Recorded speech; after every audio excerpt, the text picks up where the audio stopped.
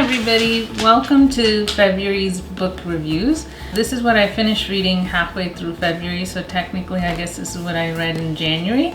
The first book we're going to do is A Ball, a Dog, and a Monkey, 1957, The Space Race Begins. It's by Michael D'Antonio. I gotta say, this book was so dry. It took 8 renewals at the library and probably some late fees, but I finished it like 5 minutes ago. So if you are into space and technology and politics, this is a great book for you. I won't lie to you, it's very dry. This is not, The Last Day of Night, which was the story of Tesla, Westinghouse, and Edison. This is purely, documentary style. This isn't like a fiction and a love story underneath. There's some really funny parts in it, and I think that's a credit to the writer, Michael D'Antonio, but it is dry. I did this because I wanted to compete in NaNoWriMo, which is National Novel Writing Month. I'll save you the suspense. I didn't write a novel in a month, but it was a good exercise for me to imagine a character, and I won't keep anything from you. It's about space, but I specifically wanted to write about characters you don't know about.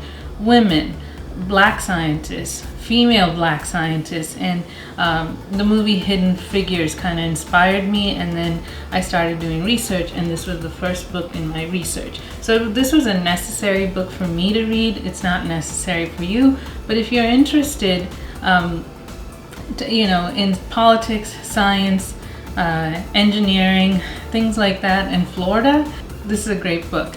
One of the things I did take away from this book is what happens when you defund education over and over and over again, because this book is a great illustration of what happens when you fund education. Because of the space race, it had to filter down to children. So at one point, they had to make it a national priority that we have to raise children who care about science, and it shows, because that was a great era in our history. The next book is The Guernsey Literary and Potato Peel Society by Mary Ann Shaffer and Ann Barrows. This is actually playing on Netflix right now. Feel free to look it up. Do not let the Netflix version of the movie influence your opinion of the book. The book is completely written in letters. Thank you, my colleague Beth, for loaning this to me. I read this so quickly. I was amazed, and I've told you this before, I'm a very slow reader. I read this in a very short time, and this will be returned to her when I go back to work on Monday.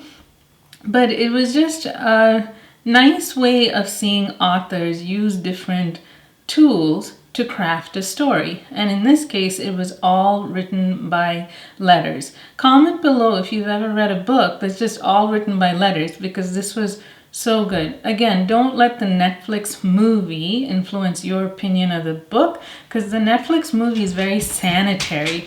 We're talking ignore my dog. Just ignore him. He's pacing up and down. He's been fed, he's been let out, just ignore him.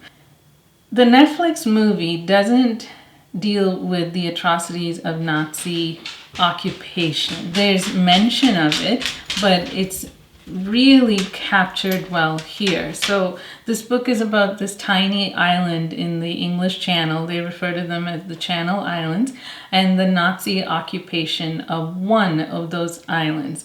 One of the pivotal characters in the book, who you don't get to read a letter from, is really beautifully illustrated in this book that you don't get in the movie. That's all I'm going to say about this. It's a really nice book. It's recommended by the writer of Eat, Pray, Love, also on Netflix, starring Julia Roberts, written by Elizabeth Gilbert. So it's recommended by her. It's just a nice book. All right, for next month, the book I'd like to review is called Captured in Paint by Ann Miller. So I've read a few books that I know the people who wrote this, and I want to support them. Check the links below. Andrew Lark, Peter Greene. These are people I know personally, and I want to support them. In Ann Miller, I want to read her book for the next one. And the final book I read, and this is an ode to the pandemic. I think a lot of you know that my second job is taking care of the house, and it is a job. Anyone who thinks that taking care of my house is not a job doesn't have this house. I don't know why, but it's always a job. So before the pandemic hit, what inspired me to keep going on the minimalism journey was downsizing. And colleagues at work asked me, will you be living in a tiny house? I said yes, with a good divorce attorney, because my husband will leave. And I learned from the pandemic that the house is just perfect. It might still be too big, but I learned that it's just perfect. And this book sort of supported that belief of why the house is just perfect. It introduced the concept of an away room, and I didn't realize by accident I created one of those. So this book is based on the idea that we don't all need to live in McMansions. Even though that's been the trend in urban development and design and architectural design, we don't need McMansions. Sadly, this is not a simple aesthetic question, and people like you who follow me know this. You have to buy into a McMansion if you want your kids to go to a good school and if you want safety. And so it's not as simple as this is just a question of aesthetic, or that I am wasteful for living in a house much larger than what I need.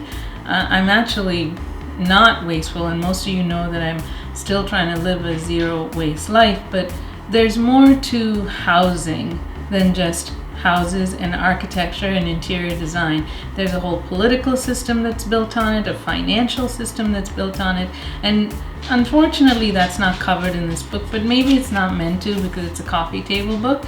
But I'm going to use this book to guide me in the following video about minimalist principles in not just decorating my house, but designing a lifestyle. So stay tuned for that. And this book was loaned to me by my friend Jan. Jan is the person who allowed me to do the first decluttering pantry video. So this is going back to her. So thank you everybody for watching, and I will see you in the next book review, and that will be captured in paint. Don't forget to like and subscribe. I'll see you soon. Bye.